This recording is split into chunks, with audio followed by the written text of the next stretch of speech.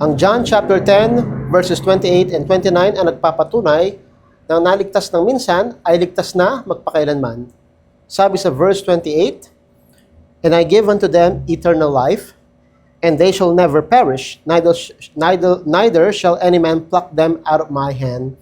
Verse 29, "My Father which gave them me is greater than all, and no man's able to pluck them out of my Father's hand."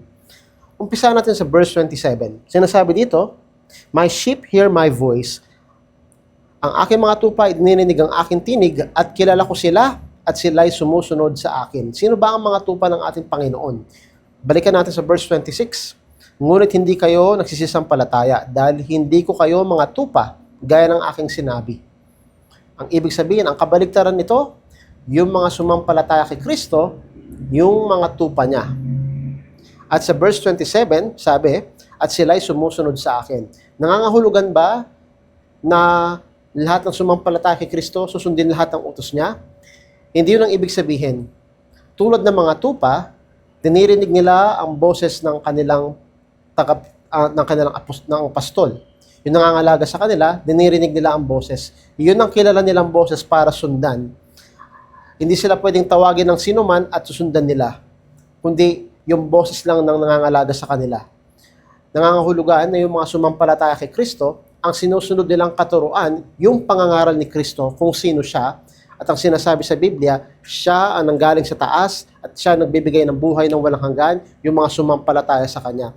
Yung pinapangaral niya, at pag yun ang sinunod mo, ay meron ka ng buhay na walang hanggan. Yun ang ibig niyang sabihin. Sa verse 28, sabi niya, "At sila'y binibigyan ko ng walang hanggang buhay, at kailan may hindi sila malilipol, at hindi sila mapapahamak, at hindi sila aagawin ng sinuman sa aking kamay."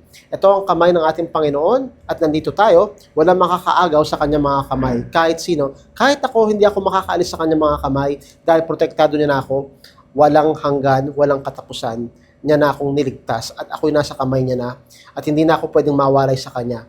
At sabi sa verse 29, "Ang aking Ama na sa kanila ay nagbigay sa akin ay lalong dakila kaysa lahat, at hindi sila maagaw ninuman sa kamay ng Ama." Ito ang kamay ng Ama, kamay ng Anak, at pareho tayong nasa kanilang mga kamay kung bakit tayo ay nananatiling ligtas, at kung bakit tayo ay naligtas magpakailanman, at wala makakaagaw sa kanilang kamay.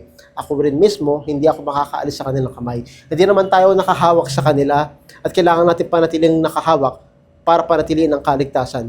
Hindi po. Sila ang nakahawak sa atin, dahilan kung bakit wala na makakaagaw sa ating kaligtasan, kung bakit hindi na tayo pwedeng mawala sa ating kaligtasan o sa kanilang kamay. Yan ang pagpapatunay na naligtas ng minsan ay ligtas na magpakailanman.